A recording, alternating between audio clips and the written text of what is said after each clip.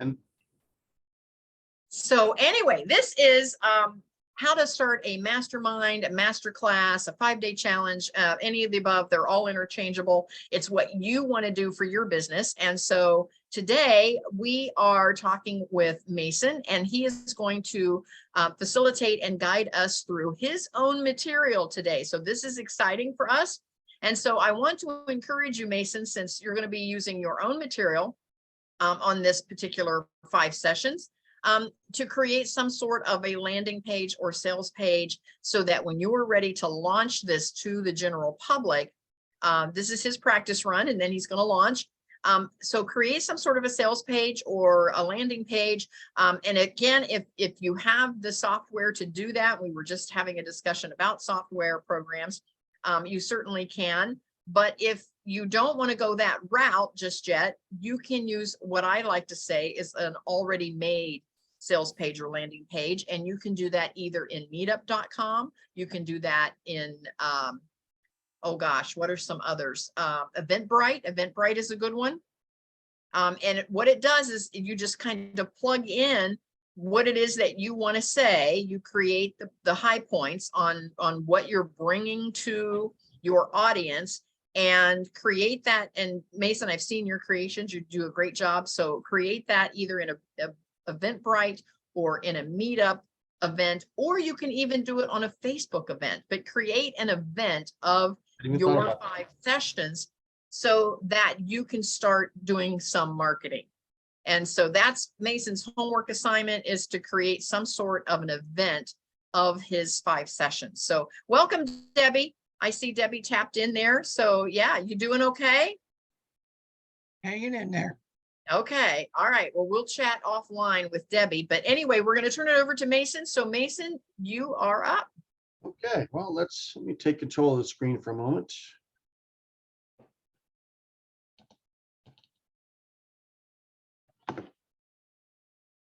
If it wants to wake up. There we go. Everybody see that okay? There we go. Yes.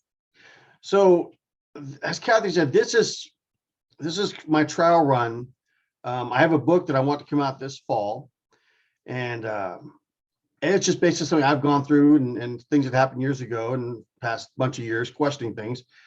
And Kathy one day said, well, this could be a course. I had never thought about that till she made that comment. And then as I looked at it, I realized I could break this down to what I think would be a useful, course. So that's where we're at today for the first run of this. The book I've written is called The Forest, Awaken to Your Path, Discern Your Journey. Really what I wanted to do is understand, at the time I started it, I was trying to understand where I was at in life per se, not by my resume, but just how the heck did I get there? Because I was not in a good place. So what this mastermind is, it's a guided analogy to understand how we got to this point, because I don't think I'm that special, which makes me special, meaning I think many of us go through this. So where this started, I was 20 years ago, I was literally working in a steel mill, 100-hour weeks. I was miserable. But I woke up, I literally woke up one day and I had this image in my head of waking up in a meadow. And I really did ask myself, how did I get here? How did I get to working in a place like that? And it wasn't a good experience. Trust me, this was not, yeah, I'm here. No, it's like, how did I get here? So that started this whole, my book started as a journal, and it's evolved over the years. So what I want to do is we're going to break this down into 5 sessions to break these concepts, what I would think, down to more relatable pieces, in my opinion. To me, this is, when I look at this is for the person who's like wondering that.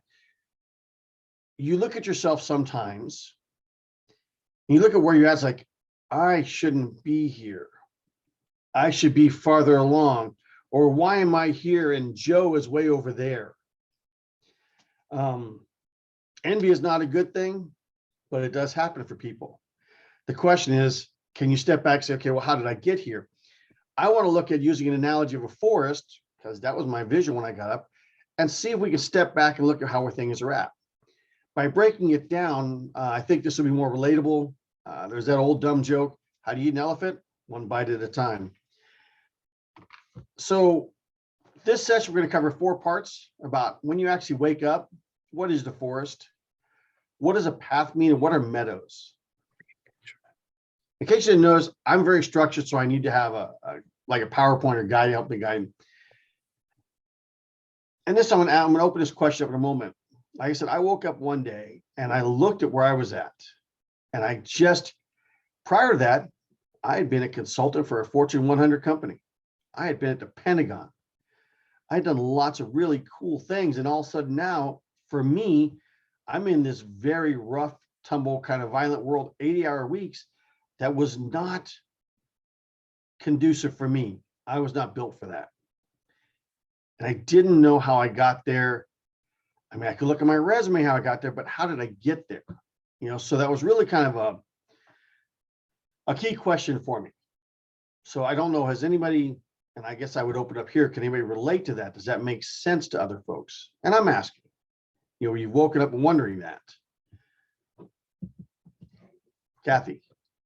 Yeah, for me, I started down that path of cosmetology, and it was a wonderful career for me. But all of a sudden, you know, as the years unfolded, I realized that I was doing 12-hour days and you know, 6 days a week, and all of a sudden, it's like I had created this monster. It was my own company. I had all these staff working for me. Everybody was so happy, but you know, come 5 o'clock, 6 o'clock, 7 o'clock, 8 o'clock, they were out the door. And there I was, you know, 10, 11 midnight doing towels and mopping floors and emptying trash cans and, you know, doing all those other things. And I was like that. I was like, how did I get here? You know, but again, the business was good for me, so I can't complain. And I did have to make some really tough choices. But yeah, there was you know, one of those moments where I had to reevaluate. I get it. Yeah. Debbie, please. I totally agree with the fact that I started off at doing multi-level marketing, where I was doing a lot of work every week. I wasn't getting anywhere. And I had to, you know, still be a mom and a housewife and keep a house clean. And but then I realized that I'm not getting anywhere. No way. And I soon realized that there had to be something better out there to do that was more for an individual and not for the top line. And I guess then you would say that's where I came into wanting to write my book. So I understand what you're saying, Mason. So you ladies are nicer. I was more feeling frustrated when this happened to me. I was more frustrated seeing classmates who were, in my opinion, farther along in their careers. But I knew these people, and I'm like, and it's not about them. I hadn't seen them in years. They don't, you know, barely remember me as a name from college. But I looked and said, wow, they're way there. I'm here. How did I get here? Frustration, a little bit of envy, jealousy. I don't know which it was. And they've done nothing, but it was me looking at, man, I'm not where I want to be. And I really didn't know how I got there. So yeah, and I appreciate what you guys are saying. It makes sense. Whatever it is, you wake at one point saying, I'm not where I want to be. And it makes a change when you wake up like that. So this is a little, so to me, a forest, if you're in a forest, you've got trees all around you, but the reality is, how many of those are yours and how many of those are others? I mean, trees just kind of block things, are there, they're all around you, surrounding you. But what is yours versus what is other people? And sometimes we get lost in that. It can apply to anyone. You know, when you look around you, what is going on? What is all the things around you? And depending on how much, it's very dense and thick and scary. You know, really kind of want to talk more about this next one. This is kind of setting a concept. Let's talk about your path. And here was the crux of things, in my opinion. Wherever you're at, it's your responsibility or your fault. That's it. And in my opinion, people may not like that. And I see a growing trend of blaming everyone else. And the fact is, any issues I have in my life, I can blame on anybody else. I can find a way. That's what we see around us. But the reality is, wherever I'm at is a result of what I've done or haven't done. So my question is, while that sounds harsh to some people, and I'm asking you ladies, does that make sense? Is that something you can recognize?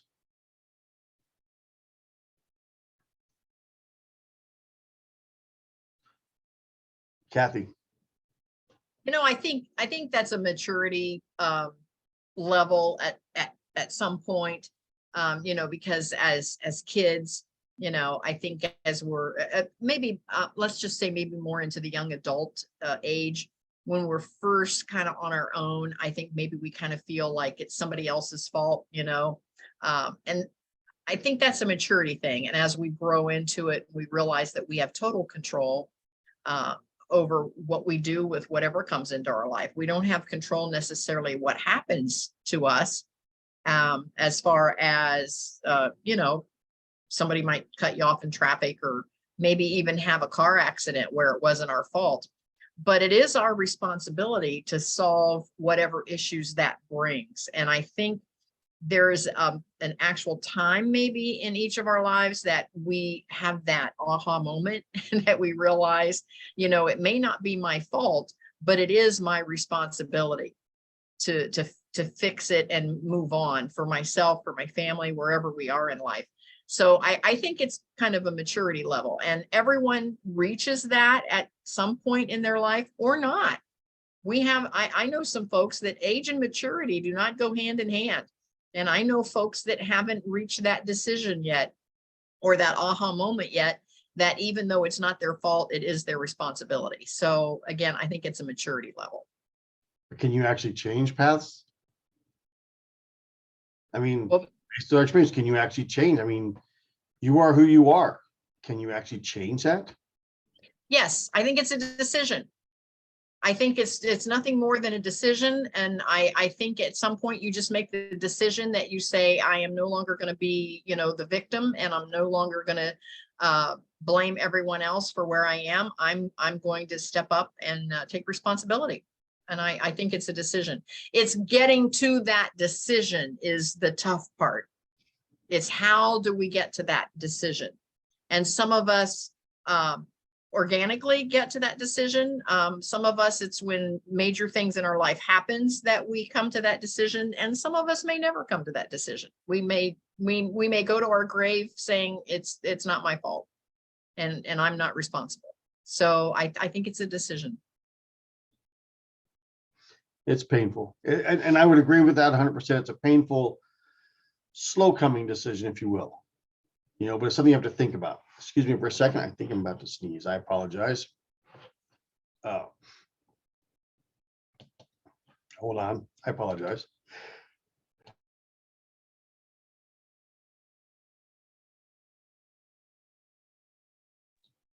Well, that was just a little embarrassing, wasn't it? So, there we go. Sorry about that. Now we know things that can happen when you're doing actual live Zoom meetings. So I think that's really it's an excellent point, Kathy. You have to realize, I'm going to say this, it was a Will Smith quote, you're not responsible for what happened to you, but you're responsible for how you react to it. And I think, unfortunately, some of us don't recognize that. We don't realize that we can change our paths. And if we don't change, that's a decision also. The decision not to do something is a decision. And sometimes we need people to shake us a little bit to recognize that. And the other thing is, other point of this, when I look at the illustration of a path, whatever you're doing is a path. It's not the only thing you can do. And I think many of us forget that. We may do one thing for so many years, but you can do something else if you desire. I think each one of us are doing that in our own ways. Kathy, you started off hotel management, then you went cosmetology, and then you realized, which is two different things, radically two different things. And then you decided, I want to do more. I want to do something else. And that led you down your other path of the concept of passive income. And then now you're in the concept of passive income. You've got a whole bunch of little different paths you're taking, all pointing in the same direction. It's making that choice. And sometimes we need others to help us realize we're allowed to do that, because we may not want to give ourselves permission. Sometimes we need others to help us realize we do have permission.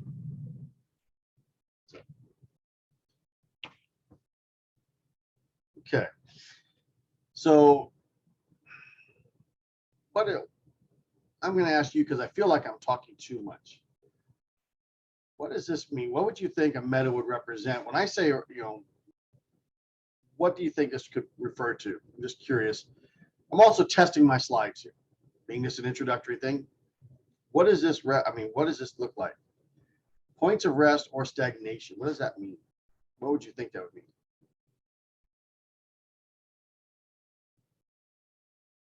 I have got to develop my slides better, obviously.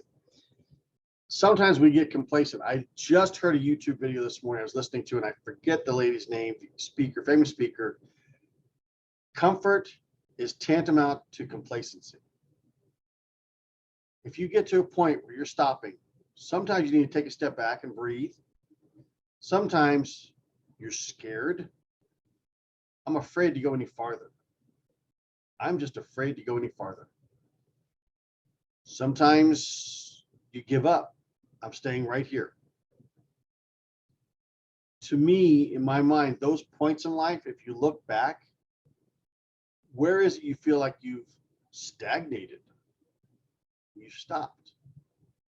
And that's the dangerous part. That's the danger. Yes, Kathy. Well, I think for me, every time that I've ever made a career change, it seems like I could have made it a couple of years earlier than I actually made it. It seems like for me, I stick to what's comfortable, even though I know that I need to make a change, I need to grow to the next step. I have a tendency to relax into my comfort zone. And just like the salon industry, I probably did nails, because I was a nail tech, for those that are listening. I probably did nails a couple of years longer than I really needed to, but I couldn't quite see what the future was going to look like.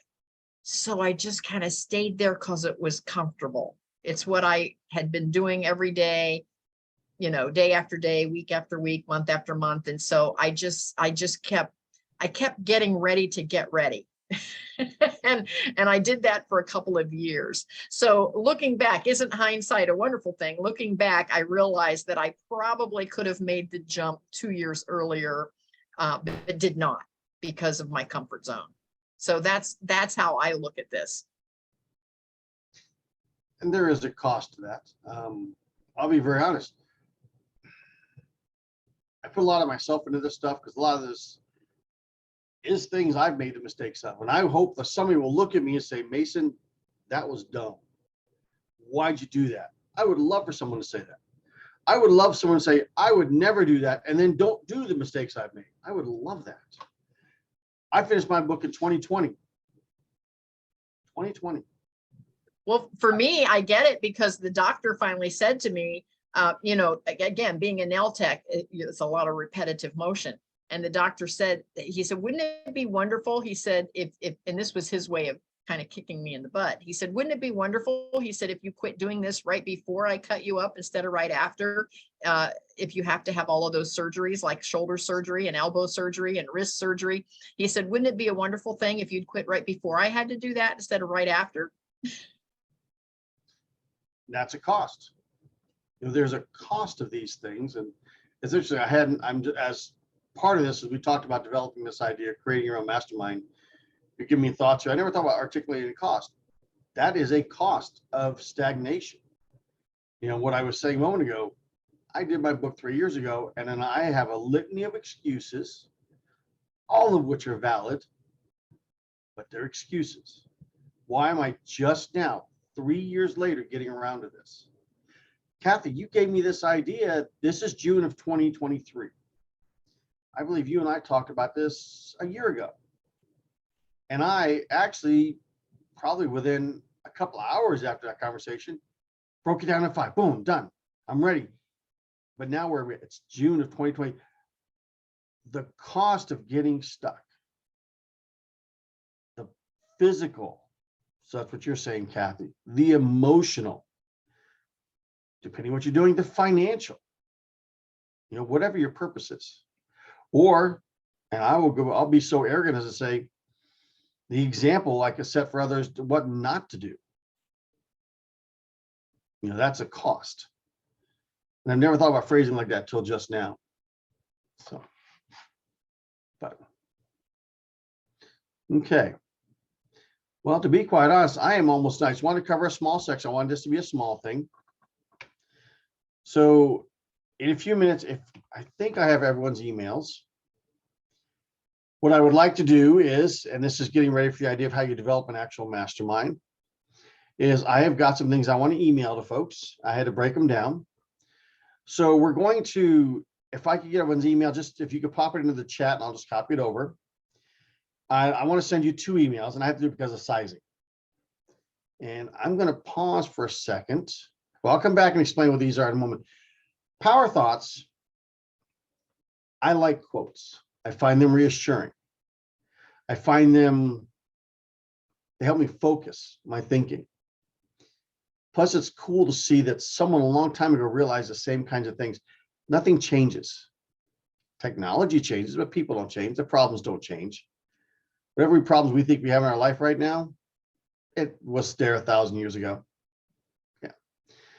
And then points to ponder, I'm going to show in a moment, and I'm going to show each of these as I'm learning how to do this. Basically, some questions I would like you ladies to take a look at. Maybe jot down, you don't have to share, but trying to dig into some of your thoughts. Let's see. And I will show these in just a moment when I shut the briefing off. And then next time, we're going to talk about understanding your story and understanding your satchel. And to me, those are 2 of the more important sections. You have to know your story, where you came from. And then the fact is, each of us have more resources, more power than we realize. We really do. So I am going to stop this and show you a couple things. What is this? Okay. So first,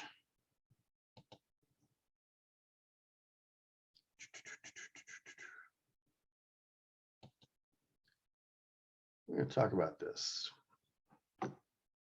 Is this on the screen? Or did I not share it? I did not. Go. There we go. So my thought for this math, I'm going to send this out. Fill out as you wish. I did in the form of a journal page. And for the technicals, once again, this is a Canva thing. Use their template, just put the questions in. I feel it's important to ask yourselves, can you remember a time when you were asleep in your life? You were just going through the motions. And then what did it feel like when you woke up? Debbie, when you said you were doing all these things and realized you want something different, what did that feel like? Some of us don't recognize the path we're on, where we've been or where we're going. Take a step back and take a look at that. What things frustrate you? For me, I'm using myself as an example. Put me under the bus. I'm comfortable there. I am more than happy to articulate about stupid things I've done, stupid directions I've taken, and what it's cost, and where am I trying to go now? And then the last question I want people to think about is, let's talk about those times when you're either just resting, man, I got to get ready to do this, or I'm stagnant. What were they? Did they help you? Did they hurt you? Were you taking a step back to rest and learn, which is awesome? Or were you just afraid? Did you wait 3 years with no real good excuse to do something just like this? I have a phrase I use, and I have a phrase I like to use. It's called narcolepsy of the soul. Narcolepsy is an uncontrolled falling asleep. So that's a physiological condition. You just fall asleep, can't control it. But how many times, look back, look inward, when you've just kind of not even given up, you just shut down. You just fell asleep in life. So that's the phrasing I like to use because it's very insidious. It just happens. And you wake up one day and you realize, where did the past X time go? So, all right, let's try and see if I can't switch a screen. So those are the questions I wanted to share with folks. Now,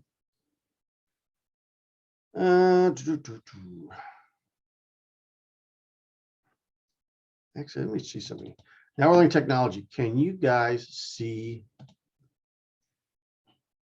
Did that come up? It shows your power thoughts. It did, Kathy? Okay, good. Once again, learning technology. So this is something I created. That's a companion guide. Now, it is so large, and I thought more appropriate to send it out section by section. Let me scroll down. It's in book format, but it's just section by section. When you wake up, what happens? And this is what I wanted to send out. All these are just points to ponder. Carl Jung had I love this phrasing. Your vision will become clear only when you look into your heart. If you look outside, you're dreaming. If you look inside, you wake up. You awaken. That's what it means to waken up. That's what it means to wake up. So that is what power thoughts are. It's just purely there as points to ponder, or as thoughts to go over, maybe trigger your thinking on some of these things. And each section, the quotes are focused around that section. So when this was one of my favorite I found early on, by Stan Laurel, the comedian. I had a dream I was awake, and I woke to find myself asleep. Think about that one. And then, for example, then can you see your forest through your trees? And it's talking about that. So that's what the power thoughts are. These are the things I was going to send out. I'm going to send out for you to take a look at. And as a side note, all these are doing, we talked about techniques now of doing the masterminds. This is all Canva. This is all me playing and learning in Canva, just having a good time. So learning how to adjust colors. So that is what this is. And with that, that is actually all of my things. It's only about a half hour, so not too long. As we learn this. So any thoughts? And since this is meant to be a learning thing, please, any negative thoughts will be great. Did I talk too much? Not enough depth? What do you think? Because this will help whoever's watching, plus it'll help me. Please, Miss Kathy. Well, the only thing that I probably would have done a little more of, which you did some, is when you're conducting a 5-session mastermind or a masterclass where you want your members to contribute into the conversation, is feel free to call on them. Feel free to actually say, Debbie, what are your thoughts? Or Linda, what came to mind when I talked about that? And actually call on some of your folks A couple of times I purposely didn't jump in to see if you would call on either Debbie or Linda, and you kind of went on with your presentation. Now I realize this is the first time that you're doing your own material, and I get that. So, but that's my biggest observation, is that you can call on folks, and oftentimes you'll get some folks maybe that are kind of shy, that we all know each other on this call, but if you get a larger group, you could get some folks that are very shy. Right. Did I freeze? Somebody in the chat, tell me. I don't think so. Now you did. Now you're frozen. So I could even have thought, and I completely understand what you're saying. I'm always on the fence. Do you call on people? Because then you either put them on the spot, or do you allow them to speak out? And that's always a fine line for me. I'm always the guy who wants to raise my hand, and I'm not afraid to admit if I say dumb things, I say dumb things. But I don't know if I want to put people online because I don't know where their thoughts are. So yeah, I see that point. I've often wondered if I was wondering if I should put more questions in there to try and prompt responses. So I was trying not to go too heavy in the presentation. Any number of ways I could have gone, but I was trying not to go too heavy. So we'll see how I develop it for next month. So of course, next month, this was more laying a groundwork today, concepts. The next 4 are definitely more meaty. We're talking about your story, talking about your satchel, talking about the idea of, and this will be a significant one, a dark portion of a forest. Eventually we'll talk about your traveling group. Who do you travel with? Who have you traveled with? Who you surround you with? The Jim Rohn quote, you are the average of the 5 people you hang around with. Mm-hmm. That stuff's more meaty. That stuff to more to get into. Today's laying groundwork. So I really wondered how much to go into it. But the other stuff, you need to understand where you came from. Understanding your story. It's not bragging. It's understanding. We've talked about this before, but the idea is, do you know where you came from? Because that will help you understand where you, if nothing else, where you don't want to go back to. Mm-hmm.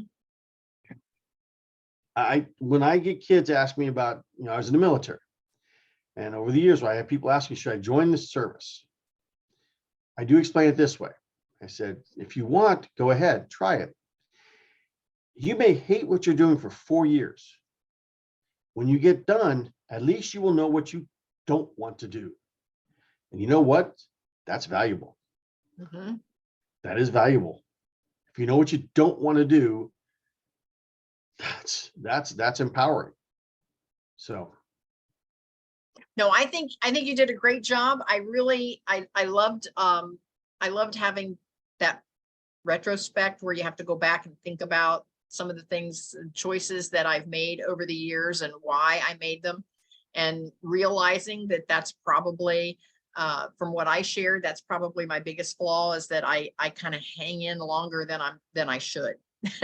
And I see that it's a double-edged sword for me. I'm very tenacious. And so it's a double-edged sword, because there are times when being tenacious is a good thing. And then sometimes I hang on to either a relationship or a job or a location or whatever longer than I should have. And I don't realize that until after the fact. But I do take full responsibility for that, which again, I shared during the conversation, is I think is a maturity level that we all reach at some point, hopefully, that we all reach at some point, to take the responsibility. So Mason, I thought it was great. So any other comments or critiques? Debbie, how about you? What are your thoughts? Mason, you did a great job. And this being your first, I think you tackled the point of what you wanted to get across to us. But I would have liked to be more drawn into it by you just picking one of us and asking us a question Okay. about where you were or what you were talking about. I think that's an awesome way, because then what it has the ability of doing was wanting to keep us interested to come back next month to see where you go with this. I know I'm interested just on the pure fact that what you're talking about is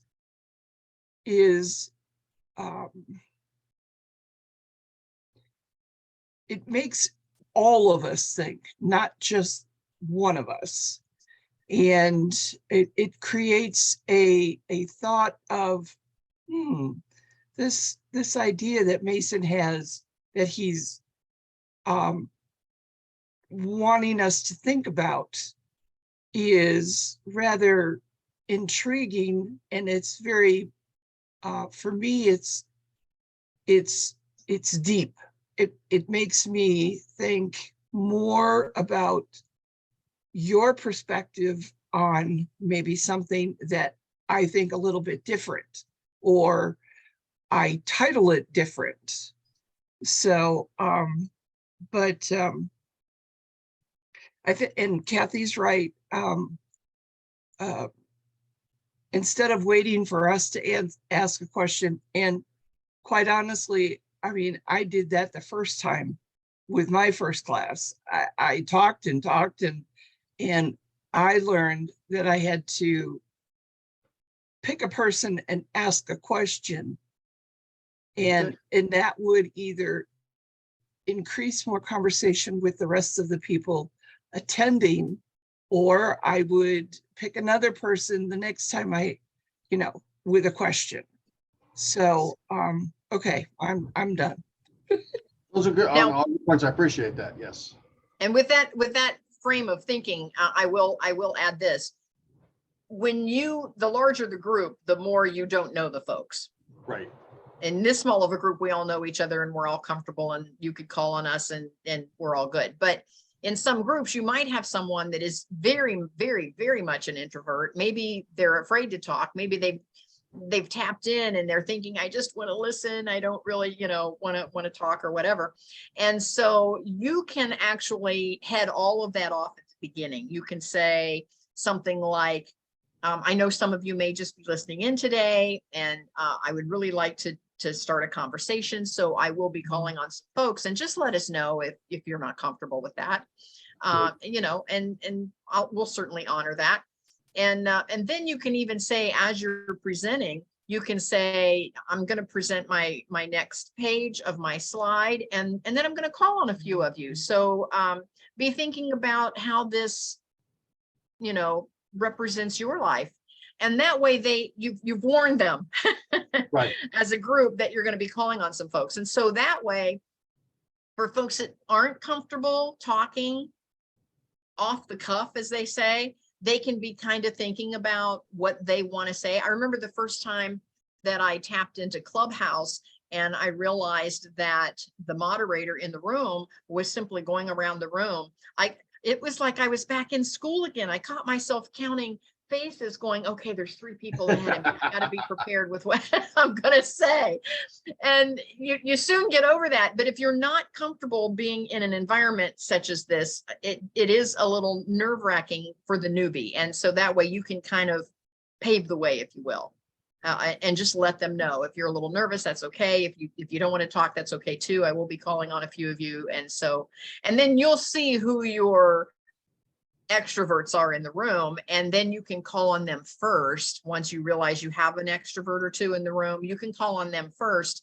And so that way the other folks can be kind of figuring out what they want to say over here, knowing that you're coming their direction, if that's helpful. So yes, back to you, Mason. No, this is all the whole purpose of this. So, and I struggled to put together the presentation part, because originally I didn't have that. Like, I want something to guide me or help at least guide the group. So I struggled between how much to put on there versus not. I struggle with the idea of, should I put more questions on there, thought questions? So these are all good points. And then calling out people, like I said, I'm always on the fence about that. So I'll play it by ear next time. I'll probably be a little more assertive on that. And we'll go from there and I'll see people's reactions. If I call on Debbie, she all of a sudden gets deer in headlight looks, I'll back away and I'll go somewhere else, you know? Sure. And I agree with all the previous comments. And I would say, I think you're going to find your own pacing as you go.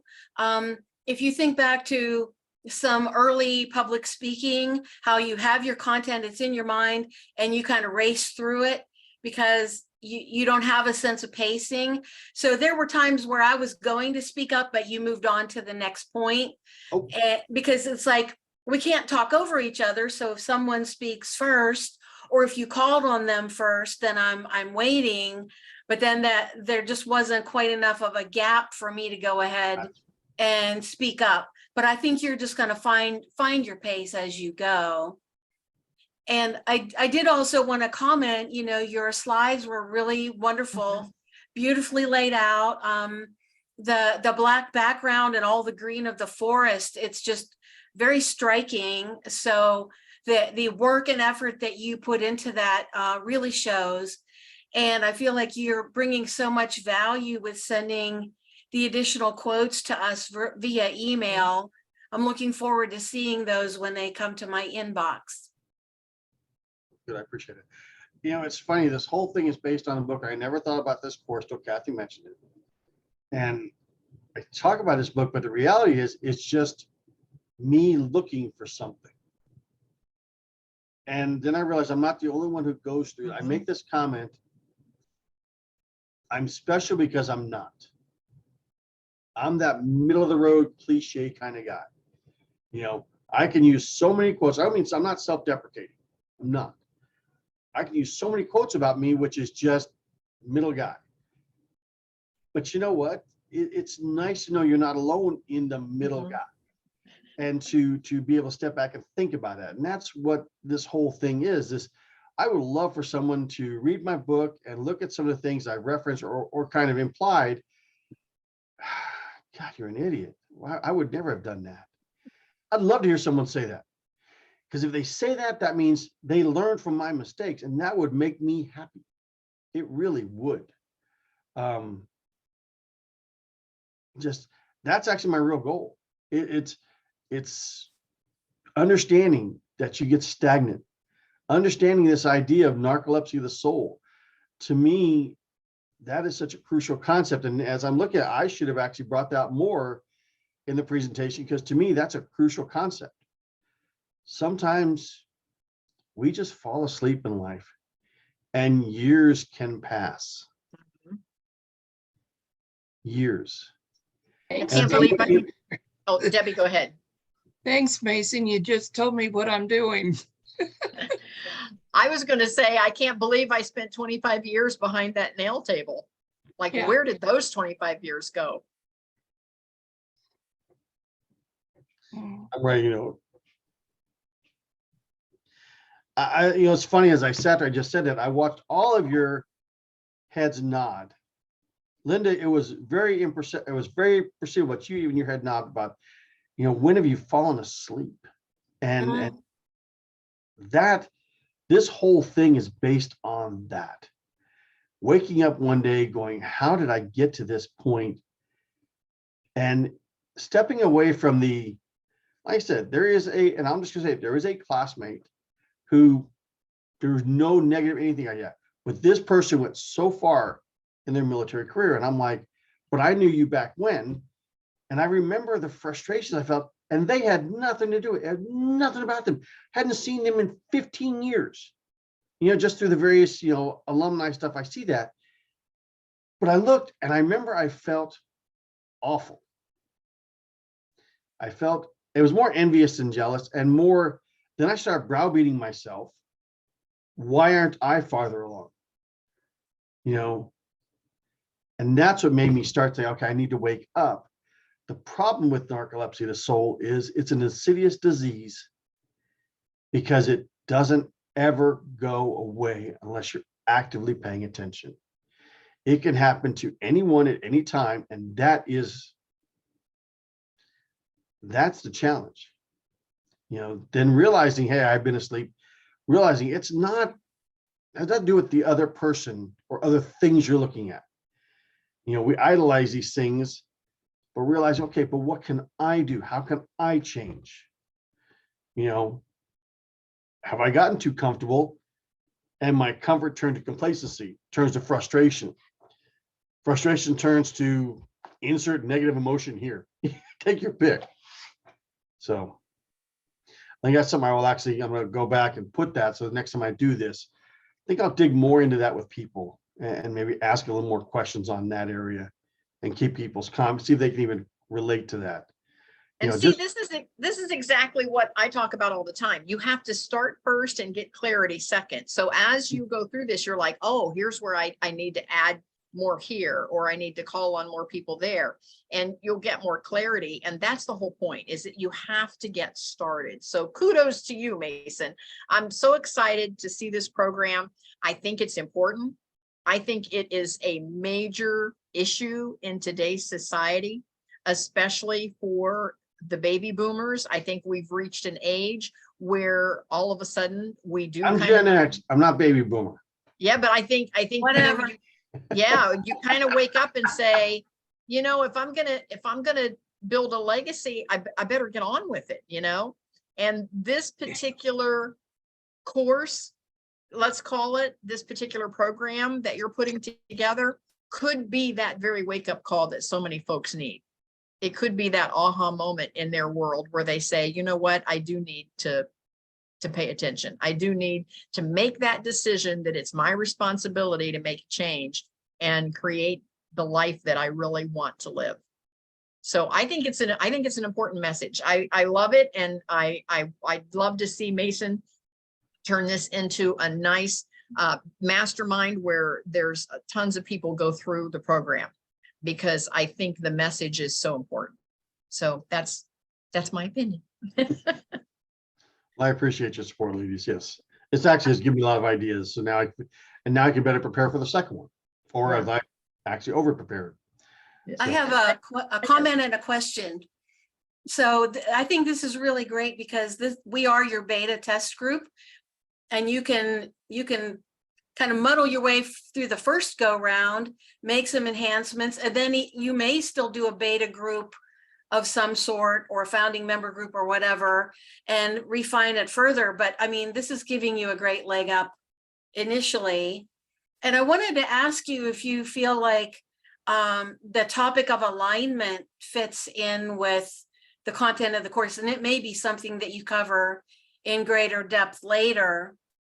What do you mean by alignment? Alignment of like your personality, your goals, your purpose in life. And I'll give you an example. Like when I went to college, I was an English major, and I felt that I was going to either work perhaps in the publishing industry or in a large corporation, like in their communications and marketing department. And I was ready to be putting in applications various places. And my parents said, oh, we thought you were going to come back and work in our store. And I was like, oh. So this is the reason I can't really watch and enjoy It's a Wonderful Life, because I am, what was it, George Bailey? I'm George. I got sucked in for decades into my parents' business. Then I broke free from that and got sucked into my husband's, this is my second husband. He had an existing business. I got sucked into that. These are decades of my life where I'm pursuing somebody else's dream and not going in alignment with my giftings and my passions and my mission. And it was only after he passed away and I was out in the workforce for a while, getting my feet under me again, that I began to break free and go into speaking and coaching and helping other people with the giftings that I have. Now, I can say I learned many, many valuable skills in those decades, dealing with people, computers, organization, brick and mortar, all the different departments of brick and mortar. I mean, vast and valuable amount of things that I learned, but and I choose to view it as preparation for what I'm doing now. But there was a lot of struggle because it was out of alignment with who I was meant to be. So I don't know if that fits in at all with what you're doing here in the course. You know, it's funny, you just get, once again, the idea of giving ideas. And the conversation is where the actual learning occurs. You know, talking about, you just mentioned about your dream. Well, that might be interesting for me to better clarify. Is your path pointing towards at least one of your dreams? And when you talk about alignment, that was just now an epiphany moment, because we're going to talk about your story, understanding where you came from. And Linda, I'm going to pick on you. So you had one thought, then you went one way, then you went another way, and now you're going a third way, and it wasn't what you wanted. You know, hopefully it wasn't doing something you were opposed to values. So that alignment, and I think that when you get things all pointing in the general direction you want to be for your alignment, that's huge. And I hadn't thought about phrasing it that way, and I like that idea. And sometimes if you can step back and, you know, say you've done all these different things career-wise, okay, they gave you skills, and this is the hindsight thing, you know, so you're looking at your path, how rocky it was, where you were at, where you came from, and say, okay, wow, I did all that, but now I really want to be going here. And you can cross over to a different journey because you have learned all those things. So I like that phrasing. I hadn't thought about that before, but that's why I was actually putting it down, because that is important for someone to understand. You know, I like that concept. I appreciate that, you know, because sometimes we beat ourselves up. Like I said, you look at my career, and those 4 years of Stillma are just the anomaly. And I almost use a different adjective. I apologize. But I can use that to help me understand at least what once again, if you know what you don't want to do, that's a lesson.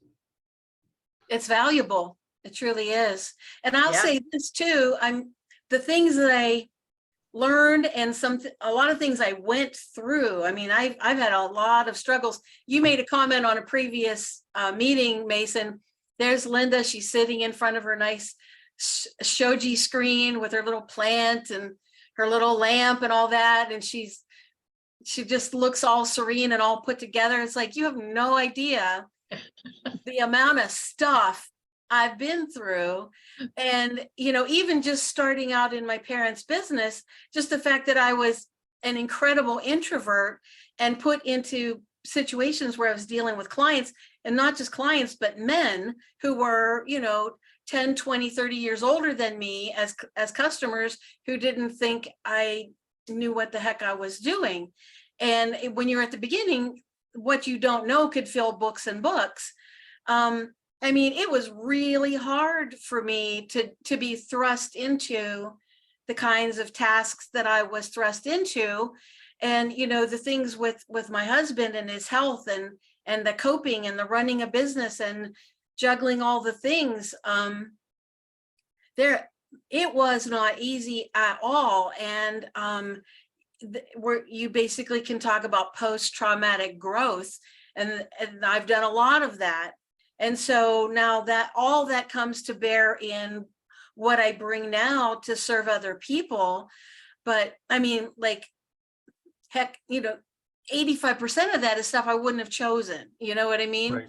And it wasn't the life path that I thought I was going on, you know? So, but, and I have a take on meadows too. There's some verses in the Bible that talk about God bringing you into a wide open place. And to me, you're in the thicket in the forest and you're struggling and you're trying to beat your way through.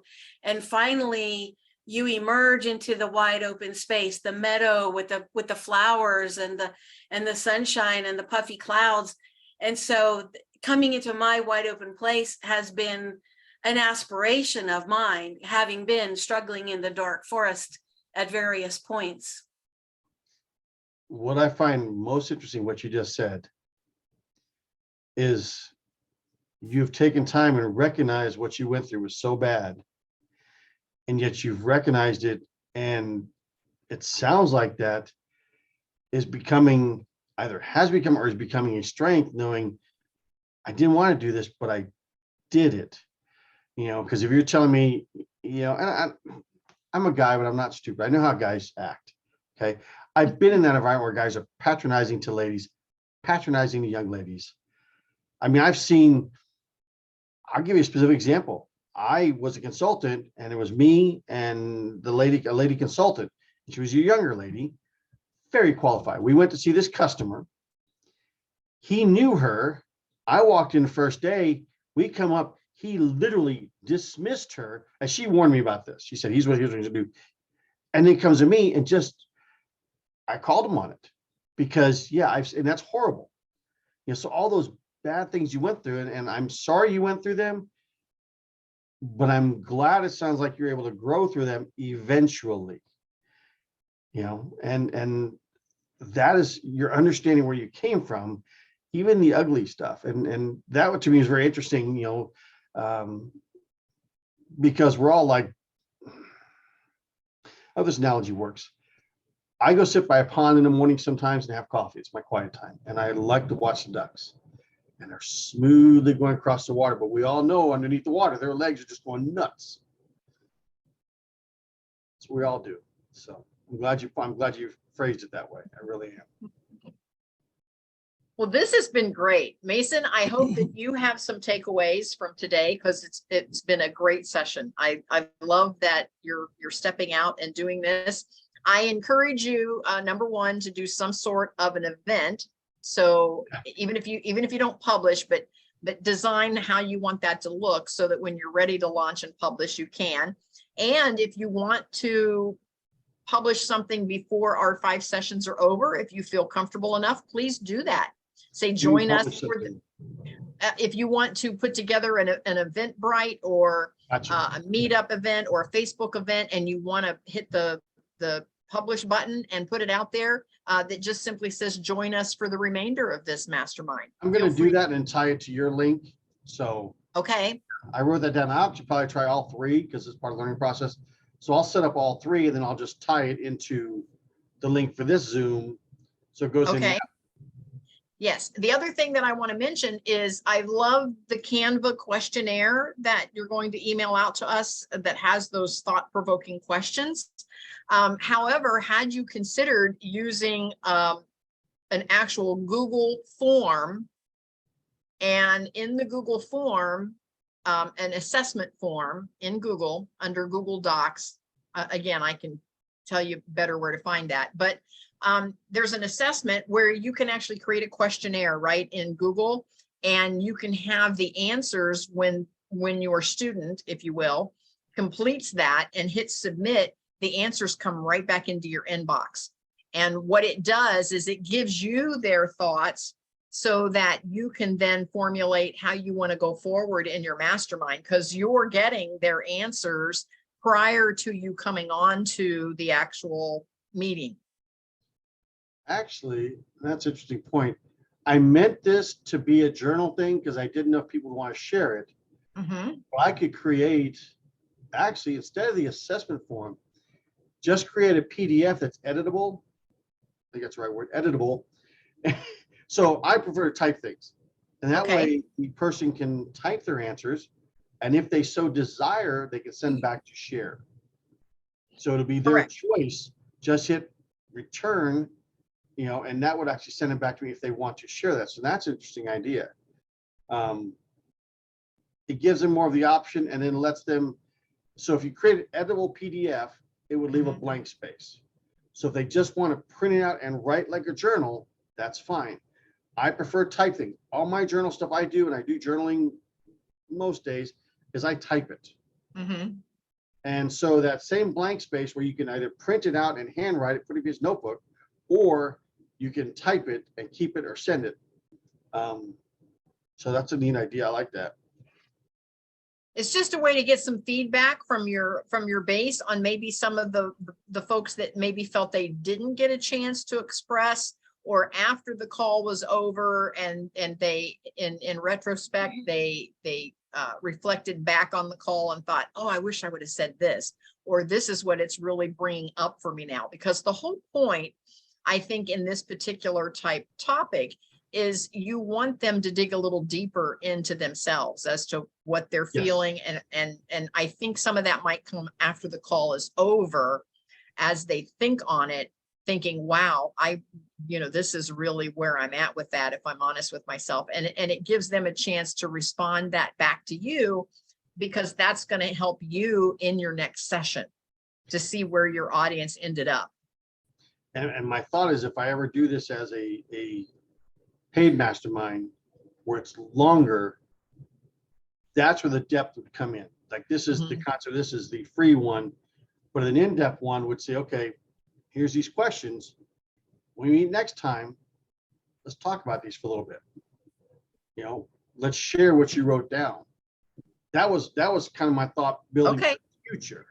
Okay. This is kind of meant to be the first course, the beta one, the free one, if you will. But then as I want to expand this to something more of a paid format, then to say, okay, fine, we send those questions out. So Debbie, what do you think? What do you think about, give an example of a good meadow and a bad meadow.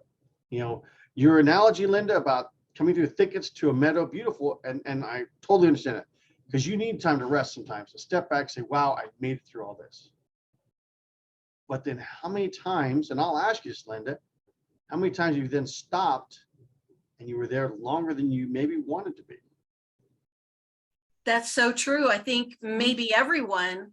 And I think let's talk about creators. You have your book, you created, you got stuck, you talked about a course, you created it or began mulling it, but haven't really brought it fully to fruition.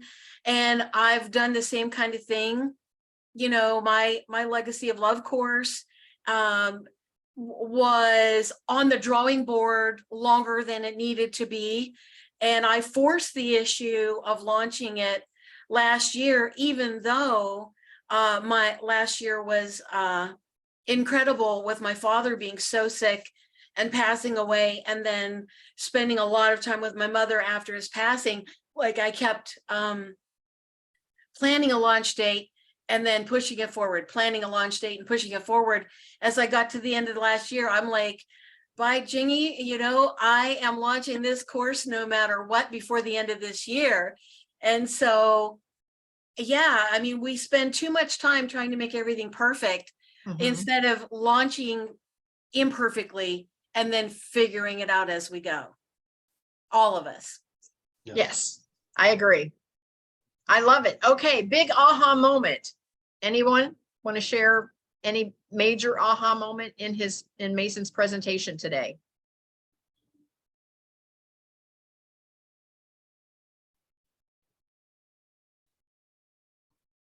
We'll do more ahas next time. Nope. Like I said, today was a framework. Today Yeah, but was a framework Mason, thing. I'm going to toss something out. You have to get comfortable with some silence in there. Let people think a moment before they respond. You have to be able to put a question out there and then just stop and sit with that and let folks think about it. That's an important moment in a mastermind or in a challenge of any sort, is to not jump in too soon. And again, this has to do with your pacing of your course in general. So you have to, when you put a question like that, you do have to wait, because sometimes you move on right as somebody was getting ready to say something. Right. And especially takeaways, because like you covered all this material, there was a lot of good nuggets, but then people are like casting in their mind, what were, I know there were good things, what were they? And then they might need to look back in their notes for a moment. I'm always flat-footed when it's time for takeaways. I hate that about myself. I just never know what I'm going to say. But I did take a peek at my notes, and I loved the quote you gave, comfort is tantamount to complacency. I thought that was great. And that was just from this morning. I just listened to YouTube. Yeah. Yep. I do the same thing. You're constantly learning. The reticular activating system is acting like a radar, sweeping for things that are relevant. And often you can add really great stuff just that you learned while you were getting ready that morning to a presentation that you're doing today. I'm going to jump in and say my biggest takeaway is just the power in starting something, the power, how powerful it is to just launch something new. It's incredible. And I just love seeing Mason start down this path. So that's my big takeaway, is how powerful simply starting is. So what I'm taking away from this is, with everything that you've said, key thing is, can I see my forest through my trees? I mean, it's, you know, and how do I get to that decision? The A decision, that my A path. And but I really like, can I see my forest through the trees? and for me, that's pretty powerful and very significant for me to do. So that's given me a lot to think about. Mason, you've done a good job on that one. I appreciate that. Yes. So I think, again, my takeaway on simply starting, just in our small group, Mason, you have made a difference in our lives with just one session. That's weird to hear. I mean, I appreciate that. I was like, it's like, okay. That, it was funny. That's my goal. But then to hear that is always a weird feeling. Mm-hmm. And I hope it never stops being a weird feeling.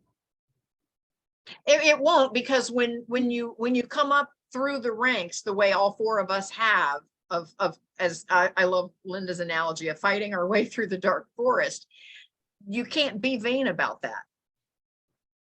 You can't be vain about where you've come from, because you know where you've come from, and you can't be vain about that. As a matter of fact, it's harder to get us to take some kudos for where we have arrived, because we constantly feel like we're still in that forest fighting our way through.